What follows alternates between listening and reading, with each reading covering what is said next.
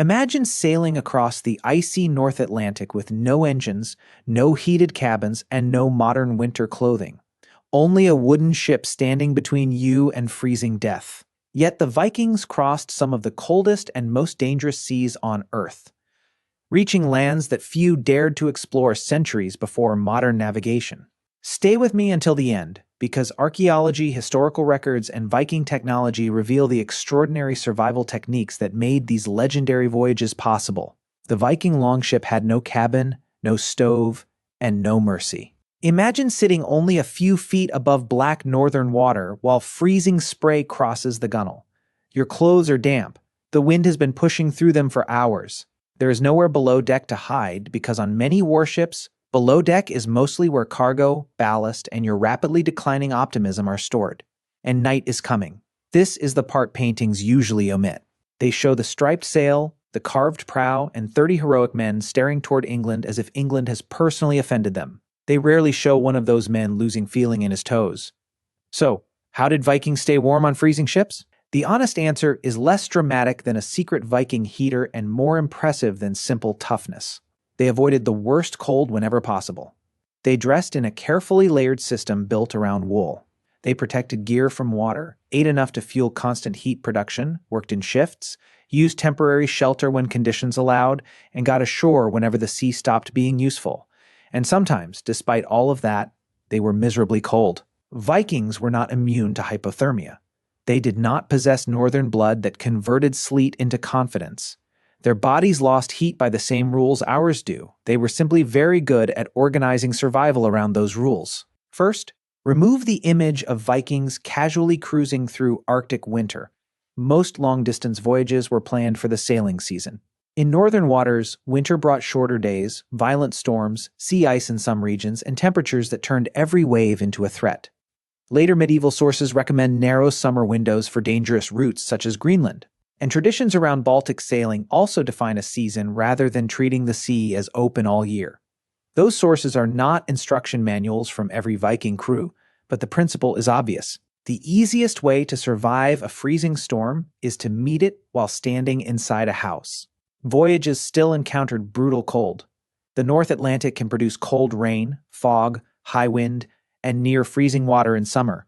A departure in good weather could become a desperate fight before the next coast appeared. Raids, trade, migration, warfare, and simple bad luck also ignored ideal calendars. But Vikings did not seek winter for atmosphere. They watched seasons, waited for winds, followed coastal routes where possible, and crossed open water when the odds looked survivable. Choosing when not to sail was part of seamanship because the ship offered almost no permanent shelter.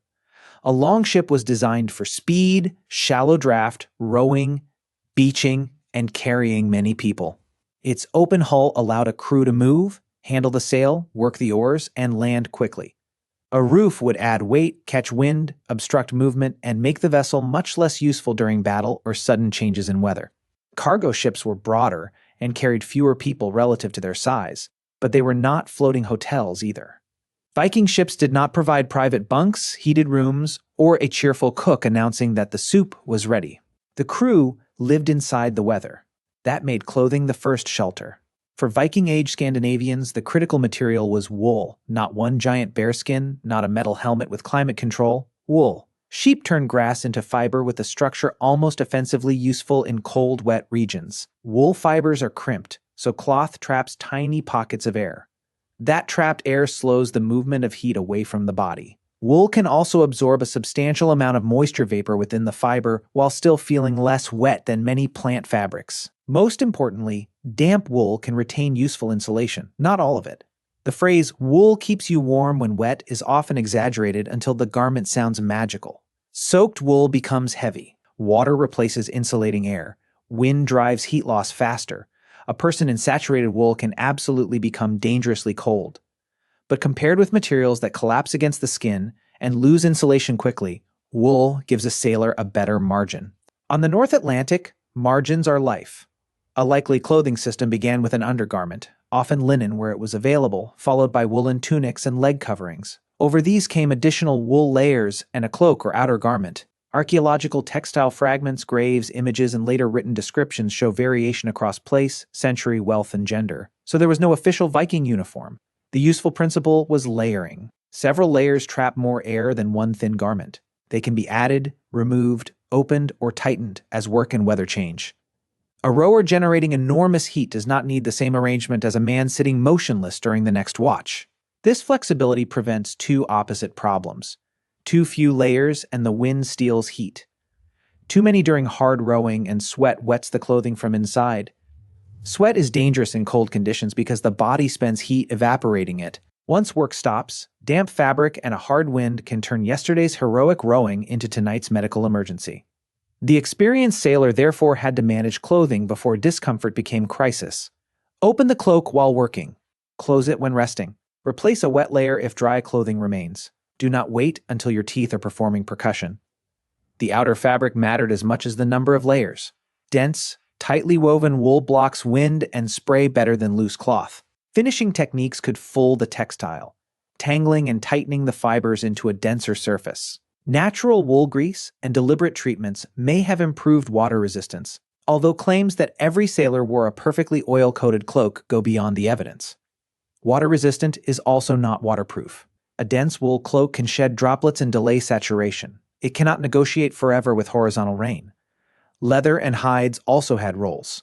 Shoes were commonly made from leather and animal skins, or woolen blankets could provide bedding and additional insulation. Fur was available, especially in northern trade, but the cinematic Viking permanently wrapped in luxurious pelts would have represented wealth, circumstance, or costume choice, not a universal maritime uniform. The ordinary miracle was textile labor. Every tunic, blanket, cloak, mitten, hood, and sail required fiber to be cleaned, prepared, spun, woven, cut, and sewn.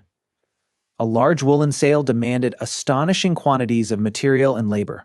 Viking expansion depended not only on the men holding axes, but on entire communities producing the cloth that moved and protected them. No wool, no voyage. The sword gets the museum poster, the spindle gets civilization across the ocean. Extremities created the next problem. The body protects its core in cold conditions by reducing blood flow near the skin, especially in the hands and feet. This preserves vital organs while allowing fingers to become increasingly decorative. Head coverings, hoods, mittens, woolen socks or foot wrappings, and properly fitted shoes therefore mattered enormously. Nail binding, a single needle technique different from modern knitting, could produce warm, flexible items such as mittens and socks. Wet footwear remained a nightmare. Water could enter from spray, rain, bilge, or simply standing in a boat where dry floorboards were more aspiration than guarantee. Crews had to bail constantly because even a well-built clinker vessel took on some water. Spare foot coverings, replaceable wrappings, and drying opportunities ashore could determine whether a man retained functional toes. The ship itself offered small pockets of protection. Its overlapping planks rose around the crew and blocked some low wind. Men could sit lower in the hull when they were not working, huddle near companions, or use stowed equipment as partial barriers. Cargo, chests, sails, ropes, shields, and bodies changed how wind moved through the vessel, but this should not become the famous shield wall heater. Shields may have been hung along a ship's sides in certain contexts, especially for display, storage, or quick access, and they could incidentally block spray. Yet, a continuous wall of shields in rough water adds windage, risks loss, and is not a proven universal method of climate control. The Vikings were practical.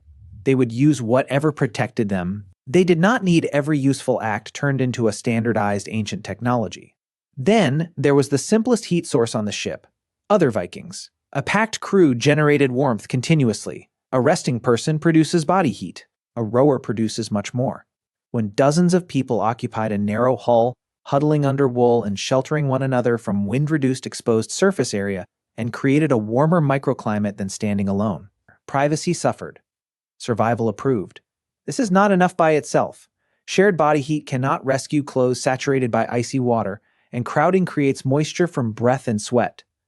But when wind is blocked and layers remain reasonably dry, proximity helps. The same crew also generated heat through labor.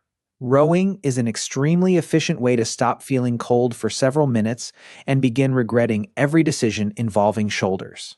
Raising the mast, trimming the sail, hauling ropes, steering, bailing, and shifting weight all demand energy. A Viking ship was not driven by passengers. Everyone useful worked.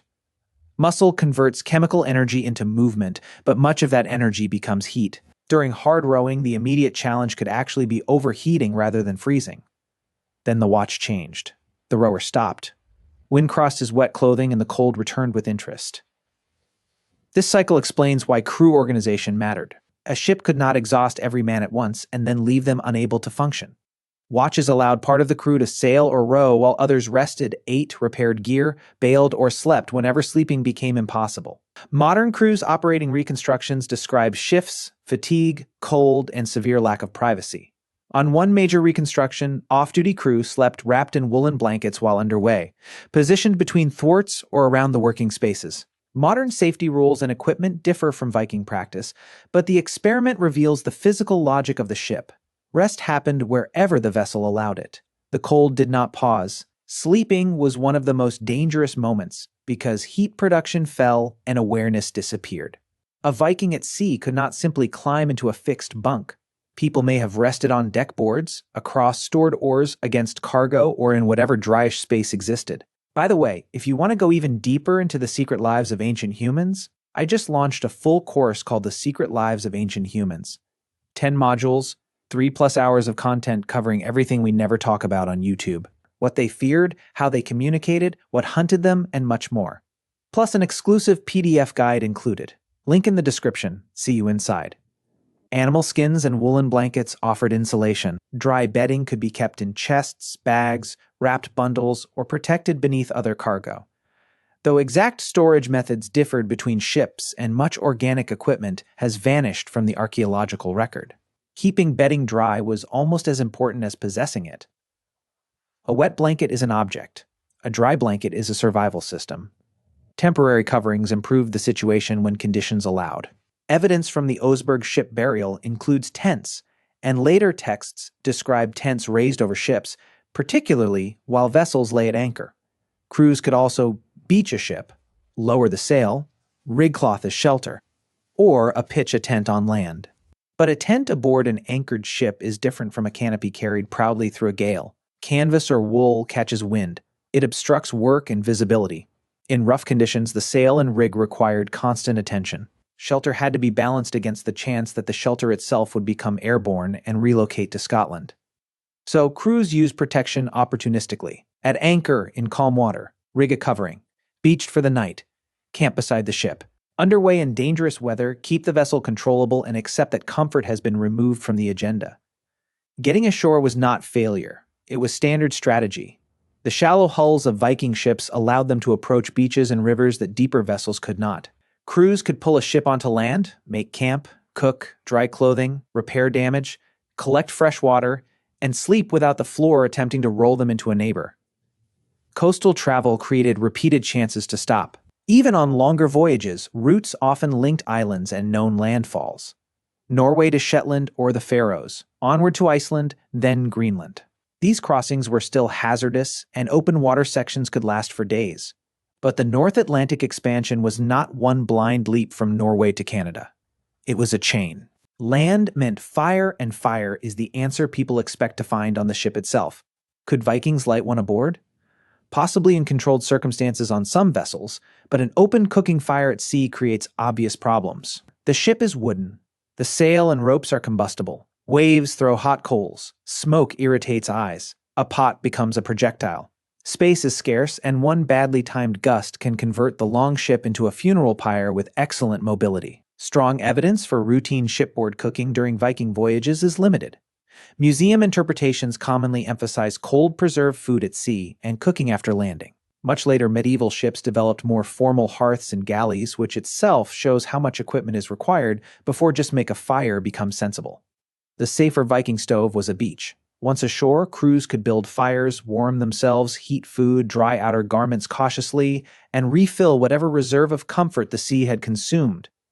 Drying required patience. Wool placed too close to flames can scorch. Leather can stiffen or crack. A cloak steaming beside a fire may feel productive, while one spark prepares a hole exactly where tomorrow's rain will enter. The crew needed food as much as flame. Human warmth is metabolic. The body burns stored and recently consumed energy to maintain temperature. Cold exposure raises energy demands while rowing can consume enormous amounts. A sailor who is wet, exhausted, and underfed loses the ability to produce heat precisely when he needs it most. Viking provisions had to survive without refrigeration and remain edible in a moving saltwater container. Dried or salted fish, preserved meat, bread, grain products, butter, cheese, and sour milk could provide combinations of fat, protein, and carbohydrate. Exact menus varied by region, status, season, and voyage. At sea, food was practical before it was pleasant. Salted fish does not need a restaurant review, it needs to remain fish. Fat was especially valuable because it contains more energy per unit of weight than protein or carbohydrate. Butter, fatty meat, dairy products, and stored animal fats could pack fuel into limited space. Carbohydrates from bread or grain supplied accessible energy for work. Eating regularly helped keep the internal furnace operating. Warm meals ashore added comfort and could support hydration, but the heat inside a bowl disappears quickly. The lasting warmth came from calories metabolized over time. Alcohol requires another correction. Vikings drank ale, but strong drink is not reliable cold protection. Alcohol can make a person feel warmer by widening blood vessels near the skin. That warm skin is losing heat faster. Judgment also declines, which is unfortunate when the floor is wet and the nearest handrail is the North Sea. A small amount of weak ale could contribute fluid and calories. It did not turn a sailor into a thermal god. Fresh water was critical. Dehydration reduces physical performance and complicates temperature regulation. Water had to be stored aboard, replenished at landfalls, and protected from contamination. Sour milk or ale may have supplemented supplies, but no crew could row across an ocean on courage and fermented grain alone. Weather knowledge tied the entire system together. Warm clothes do not compensate for reckless navigation. Experienced sailors read wind, clouds, waves, currents, birds, visibility, and the behavior of the ship. They knew local coasts and seasonal patterns. They could shorten sail before a squall, seek a protected anchorage, delay departure, or run for shore before conditions became impossible. This knowledge was cultural technology. It passed between generations through practice, stories, routes, and repeated voyages. A sailor learned which headland created dangerous currents, which harbor offered shelter, which wind could trap a vessel offshore, and when a promising sky was lying. The most important piece of warm clothing may have been an experienced captain saying, "We are not leaving." Even excellent decisions could fail. Storms developed, sails tore, masts broke, hulls leaked, crews became separated from land or driven away from their route. Once a man entered cold water, clothing designed for a cold ship became a different problem. Near freezing seawater removes heat far faster than cold air. Heavy garments and equipment make swimming difficult. A low-sided vessel could take water suddenly, capsize, or throw people overboard. There were no modern emergency suits, no radio, no rescue helicopter. Survival often depended on staying aboard, reacting quickly, knowing the ship, and having other crew members close enough to pull a person back. That vulnerability is essential because popular history often treats a successful voyage as proof that the technology made it safe. It did not. Viking ships were extraordinary because they made dangerous journeys possible, not comfortable. Experimental voyages in reconstructed ships repeatedly expose modern crews to cold, exhaustion, seasickness, poor sleep, and relentless wetness even with safety support and modern gear nearby. Now remove the modern gear. Replace the weather forecast with observation. Replace satellite navigation with experience. Replace the emergency beacon with shouting. The Viking achievement becomes clearer, but so does the cost. Not every sailor survived. Shipwrecks and drownings rarely leave tidy narratives. A vessel that disappeared could erase its crew and most of its equipment, creating a historical bias towards successful arrivals. We know the route because somebody completed it. The sea kept the failed version. So, there was no single trick. Wool mattered because it trapped air and remained useful while damp. Dense outer layers mattered because moving air steals heat. Hats, mittens, socks, and footwear protected the body parts sacrificed first. Dry storage preserved bedding and spare clothing. Rowing and work generated heat. Watches balanced exertion with rest. Food supplied the energy. Companions reduced exposure. Tents and sails created shelter when wind and anchorage allowed. Beaching the ship made fire, cooking, repair, and drying possible. Seasonal judgment kept many crews away from the worst conditions entirely. Each defense was incomplete. Together, they formed a system, and that system began long before the ship left. Sheep had to be raised, wool had to be processed, cloth had to be woven, food had to be preserved, barrels, bags, chests, rope, tools, spare parts, and water had to be prepared.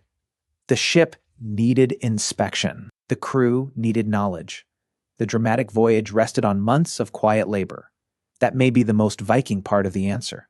Not the ability to ignore cold, the ability to prepare for it using ordinary materials with extraordinary discipline. A sailor who became numb, confused, clumsy, or violently exhausted was not demonstrating toughness. He was becoming a danger to himself and everyone relying on him. On a crowded ship, one person failing to hold a rope or respond to an order could affect the entire crew. Warmth was therefore collective. Someone rowed while another rested. Someone bailed while another steered. Someone protected the dry supplies. Someone recognized the coastline. Someone decided to turn back. The lone Viking hero is a modern fantasy. The sea rewarded organized groups. By the time a ship finally reached land, its crew may have been cold, salt-stiffened, sleep-deprived, bruised, and smelling like wet sheep arranged inside another wet sheep. But they had arrived. They could pull the vessel above the tide, raise shelter, light a fire, hang clothing, cook food, inspect the hull, and prepare to repeat the experience. Then, later stories polished the voyage. The rain became courage. The fear became destiny. The man shivering beneath 2 blankets became a fearless explorer staring into the horizon. He may have been fearless, he was still wearing the blankets. So, how did Vikings stay warm on freezing ships? Mostly, they did not stay comfortably warm. They stayed warm enough.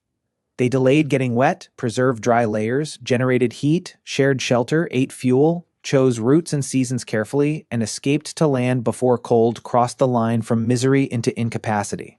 Their ships did not defeat the northern climate, their entire culture negotiated with it. The wool came from farms, the sail came from thousands of hours of textile work, the root came from accumulated memory, the heat came from food, muscle, and other human bodies. The safety came from knowing when the ocean had won. And inside that open hull with freezing spray striking the planks and darkness erasing the horizon, survival did not look like one heroic warrior standing at the prow. It looked like layers. It looked like work. It looked like 30 exhausted people keeping one another alive. And perhaps that is the greatest misconception about the Viking Age.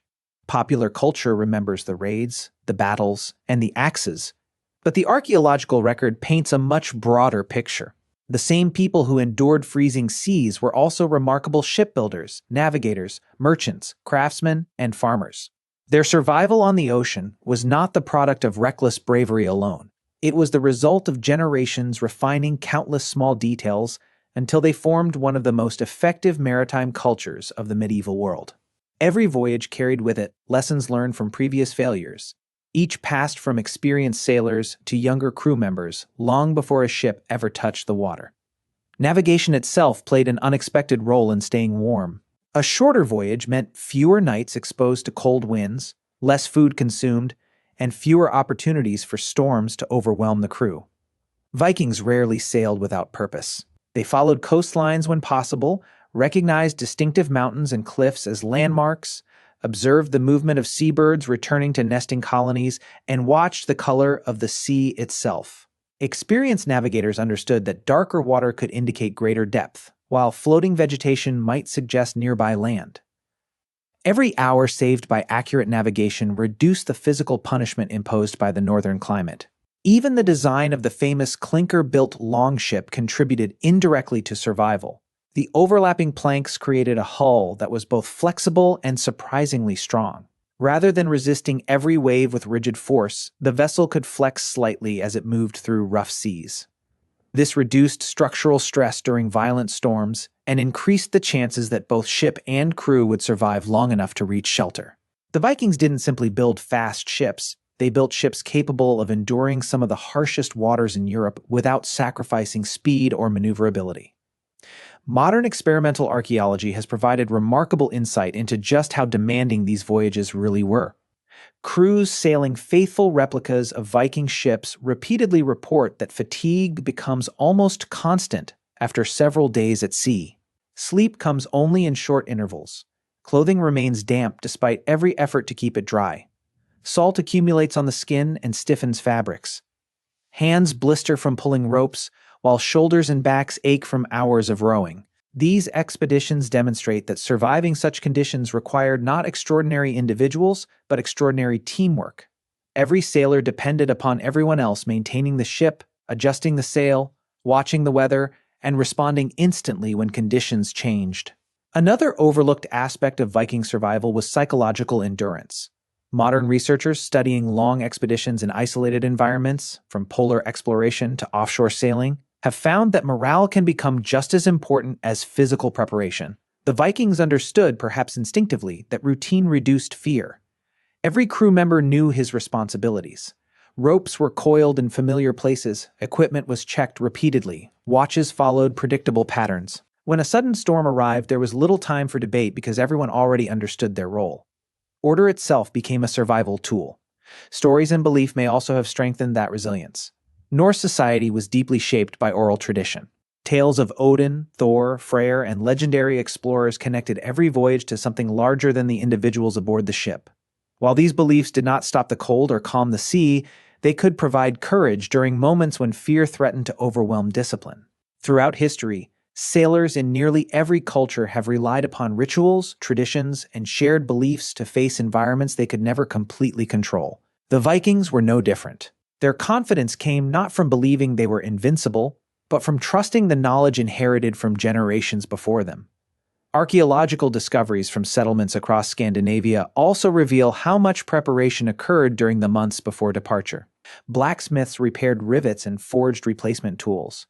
Rope makers twisted enormous lengths of cordage from natural fibers.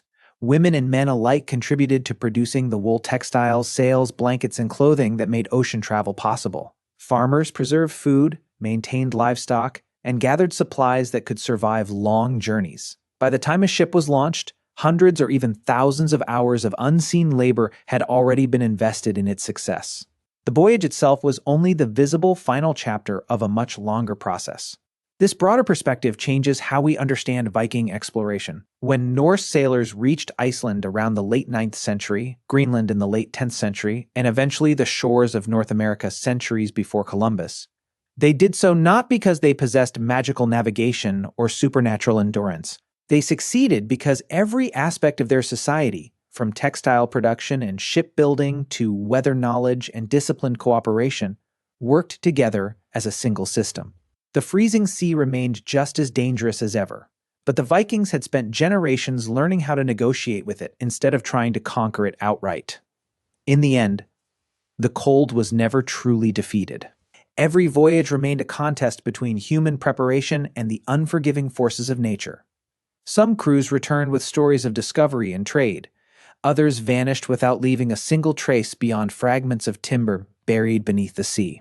That contrast is perhaps the greatest reminder of all. The Viking Age was built not upon fearlessness, but upon an extraordinary understanding that survival belonged to those who respected the ocean's power every single day. The remarkable success of Viking voyages becomes even more impressive when we consider that these expeditions took place during a period historians often call the medieval warm period, roughly between the 9th and 13th centuries. Although parts of the North Atlantic experienced slightly milder average temperatures than during the later Little Ice Age, the seas remained among the most unpredictable waters on Earth. A calm morning could transform into a violent storm by afternoon, with towering waves, freezing rain, and powerful winds testing every plank of a longship. The Vikings had no weather forecasts, no compasses in widespread use, and certainly no satellite imagery. Instead, they relied on generations of accumulated environmental knowledge, learning to read subtle changes in cloud formations, wind direction, ocean swells, and even the behavior of seabirds. These observations often provided the only warning that dangerous weather was approaching, allowing experienced captains to alter course before conditions became life-threatening. Their understanding of the sea extended beyond simple observation. Viking sailors recognized that the North Atlantic followed seasonal rhythms. Certain months offered longer daylight, calmer waters, and more predictable winds, making them ideal for exploration and trade. Voyages to Iceland, Greenland, or the British Isles were carefully planned around these natural cycles. Setting sail at the wrong time of year could mean encountering sea ice, violent autumn storms, or winter darkness that dramatically increased the risk of becoming lost. Every successful expedition therefore began not when the ship left the harbor, but months earlier when experienced leaders decided exactly when nature was most likely to cooperate. Another challenge rarely appreciated today was the constant presence of moisture. Modern survival experts often emphasize that cold alone is dangerous, but cold combined with wet clothing can become deadly. On a Viking ship, remaining completely dry was almost impossible. Sea spray continuously soaked the deck, waves occasionally crashed over the sides, and rain could persist for hours or even days. Wool garments retained much of their insulating ability when damp, but even they had limits. Whenever weather permitted, sailors took every opportunity to dry clothing, blankets, ropes, and sleeping furs beneath the sun, or in coastal camps before continuing their journey. These small moments of maintenance could make an enormous difference during long expeditions. The construction of the sail itself also contributed indirectly to survival. Viking sails were woven from tightly packed wool fibers that naturally contained lanolin, a waxy substance produced by sheep. This made the fabric more resistant to water than many people realize. Producing a single sail required an extraordinary investment of labor, often involving the wool from hundreds of sheep and thousands of hours of spinning and weaving. Such sails were among the most valuable possessions a community could own. They allowed ships to harness the wind efficiently, reducing the need for exhausting rowing and conserving precious energy that crews would need to endure the cold. Excavations of Viking settlements further reveal that successful sailors were rarely specialists who lived only at sea. Most were also farmers, fishermen, craftsmen, or traders. During the growing season, they cultivated fields, repaired buildings, and prepared supplies. Only when conditions were favorable did many communities launch long-distance voyages. This seasonal lifestyle ensured that crews possessed a wide range of practical skills. A sailor who understood woodworking could repair damaged planks during a voyage. Someone experienced in hunting or fishing could supplement food supplies if the expedition was delayed. Every practical skill increased the group's chances of surviving unexpected hardships far from home. It is equally important to recognize that Viking exploration was never guaranteed to succeed. Archaeological evidence in medieval chronicles preserves stories of ships driven off course, settlements abandoned after harsh winters, and expeditions that disappeared without explanation. Greenland's Norse colonies, for example, survived for centuries before gradually vanishing as climate conditions shifted, trade routes changed, and resources became increasingly scarce. Their disappearance serves as a powerful reminder that even one of history's greatest seafaring cultures ultimately remained subject to forces far beyond human control.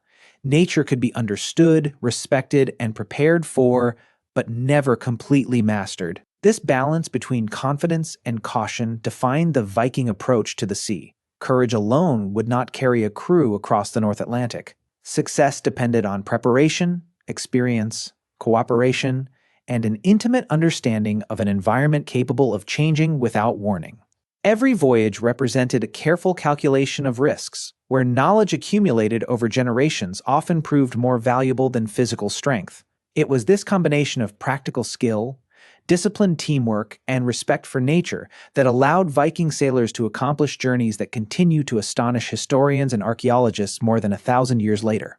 There was another advantage that Viking crews possessed, one that is often overshadowed by their ships and weapons: an extraordinary ability to adapt. Archaeological evidence suggests that wherever the Norse settled or established temporary camps, they learned to use local resources with remarkable efficiency. Along unfamiliar coastlines, they gathered driftwood for repairs, harvested fresh water from streams before continuing their voyage, and hunted seabirds, fish, and seals whenever the opportunity arose. These weren't emergency measures. They were expected parts of long-distance sailing. Every successful captain understood that carrying enough supplies for months at sea was impossible. Survival depended on knowing where nature could replenish what the ship could not carry. Even the layout of a Viking longship reflected centuries of practical experience. Space aboard these vessels was extremely limited, forcing every object to serve a purpose. Chests holding personal belongings often doubled as benches during the day. Shields mounted along the gunwales not only protected warriors in battle, but also helped reduce the force of sea spray reaching the crew. Oars could be quickly stowed when the wind strengthened, allowing sailors to transition efficiently between rowing and sailing. Nothing aboard a longship existed without reason, because unnecessary weight slowed the vessel and consumed valuable space that could instead be used for food, water, tools, or trade goods. The Vikings also possessed an intimate understanding of fatigue. Modern naval studies consistently show that exhaustion impairs judgment long before people recognize its effects. A single poor decision during rough weather can place an entire vessel in danger. Experienced Norse leaders therefore rotated physically demanding tasks whenever conditions allowed. While emergencies required every available hand, calmer periods offered opportunities for different crew members to row, steer, repair equipment, or simply recover their strength. This distribution of labor ensured that no individual reached complete exhaustion before the voyage itself had ended. Their survival depended not on heroic acts performed by one person, but on the steady endurance of the entire crew working together. Night presented its own unique challenges. Far from land, darkness could erase the horizon completely, leaving only the stars, the sound of waves striking the hull, and the cold wind blowing across the deck. During overcast conditions, even the stars disappeared, forcing sailors to rely almost entirely on experience, wave direction, and the instincts of their navigator. Maintaining discipline during these hours was critical. Someone always remained alert, watching for sudden weather changes, floating debris, or signs of nearby land. A single lapse in attention could result in a collision with hidden rocks or an unexpected drift toward dangerous coastlines. The ocean never truly slept, and neither could those responsible for guiding the ship safely home.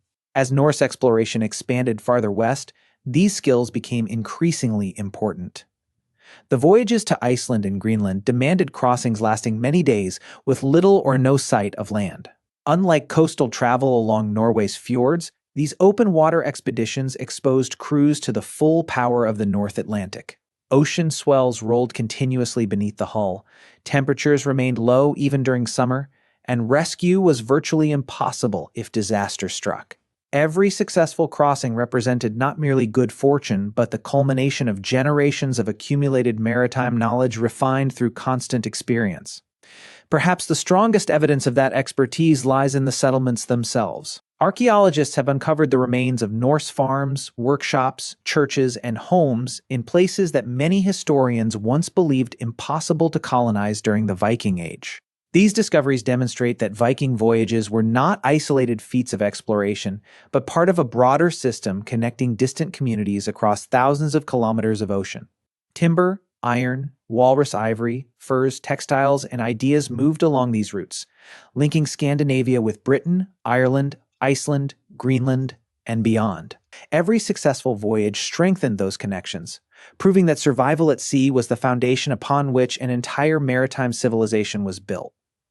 When we imagine the Vikings, it's easy to picture fearless warriors charging into battle with swords and shields. But history tells a far more remarkable story. Before they were conquerors, they were survivors. Ordinary men and women who mastered one of the harshest environments on Earth through knowledge, preparation, and generations of hard-earned experience. The freezing North Atlantic showed no mercy. It didn't care how brave you were, how skilled you fought, or how determined you felt. A single storm, a broken mast, or one careless mistake could erase an entire crew from history forever. Yet the Vikings continued to sail, not because they were fearless, but because they understood the sea better than almost anyone else of their time. Their greatest weapon wasn't the axe, it was knowledge. Archaeology has revealed that every successful voyage depended on countless innovations working together. Their wool clothing trapped warmth even when wet. Their clinker-built ships flexed with the waves instead of breaking against them. Their navigators read the stars, the wind, the birds, and the ocean itself with astonishing precision. Their communities spent months preparing sails, preserving food, forging tools, and repairing ships before a single voyage even began. Every expedition was the result of an entire society working together. Modern science and experimental archaeology continue to confirm what history has long suggested. The Vikings weren't surviving because they possessed extraordinary strength beyond other people. They survived because they respected nature, adapted to it, and never underestimated its power. They understood that the sea could never truly be conquered, only understood well enough to travel across it. Perhaps that is the greatest lesson their story leaves behind. Human history has never been shaped only by those who were the strongest. More often, it has been shaped by those who learned, adapted, cooperated, and passed their knowledge from one generation to the next. The Vikings carried that knowledge across thousands of miles of freezing ocean, connecting distant worlds centuries before modern navigation made such journeys seem possible. And the next time you picture a Viking ship disappearing into the mist of the North Atlantic, remember that you are not simply looking at a wooden vessel crossing cold water. You are witnessing one of humanity's greatest triumphs of engineering, teamwork, and survival. Every wave they crossed, every icy wind they endured, and every distant shore they reached stands as a testament to what human ingenuity can achieve when courage is guided by wisdom. The sea tested them every single day. History remembers them because they were prepared to answer that challenge. If you enjoyed uncovering this hidden chapter of Viking history, subscribe to Hidden Origins for more evidence-based documentaries exploring archaeology, ancient civilizations, forgotten technologies, and the incredible survival stories that shaped our world. Until next time, keep exploring the past, because the greatest mysteries of history are often hidden in the details we overlook.